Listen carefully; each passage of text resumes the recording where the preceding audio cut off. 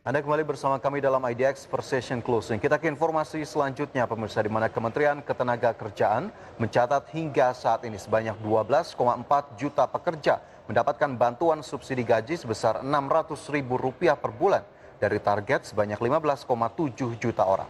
Dan selain itu terdapat 2,4 juta pekerja batal mendapatkan bantuan.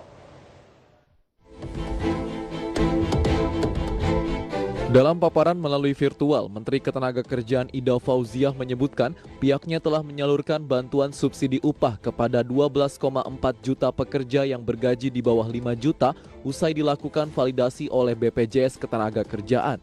Sebelumnya, Kementerian Ketenagakerjaan menargetkan bantuan sebesar 2,4 juta akan diberikan kepada 15,7 juta pekerja, namun BPJS Jamsostek hanya mengumpulkan data sebanyak 18,8 juta data nomor rekening.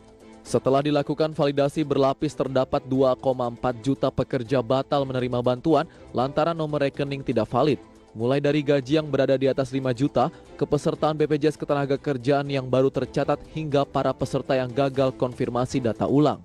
Karena tak memenuhi target, maka sisa dana subsidi gaji itu akan diserahkan ke Bendahara Negara untuk selanjutnya diserahkan kepada guru honorer dan guru agama di bawah Kementerian Pendidikan dan Kebudayaan serta Kementerian Agama. Dari laporannya Pak Dirut dan melihat realisasi yang sudah diterima oleh teman-teman pekerja atau buruh, itu ada beberapa kendala yang kami temukan, yang itu menghambat penyaluran subsidi gaji atau upah. Nah, lihat tadi kan masih ada tahap pertama yang belum terrealisasi dari 15.000, 4.000, 148.000 dan seterusnya. Artinya belum 100% subsidi itu diterima oleh para pekerja. Itu kendalanya adalah antara lain karena ada duplikasi rekening, rekening yang sudah tutup, rekeningnya pasif, rekening tidak valid dan dibekukan.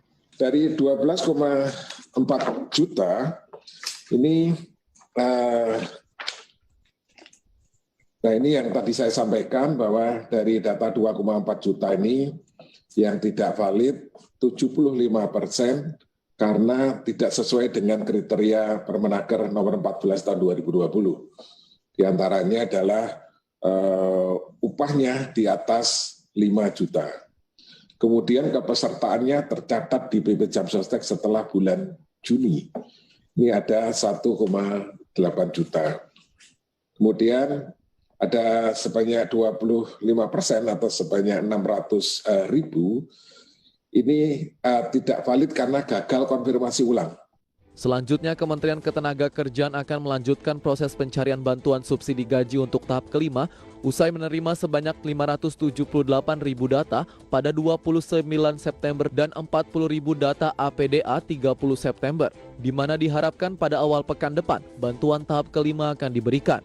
Setelah itu pihaknya akan mempersiapkan pemberian bantuan subsidi gaji pada bulan November dan Desember dan ditargetkan akan dilaksanakan pada akhir bulan Oktober. Dari Jakarta, Devir Mansyah, IDX Channel.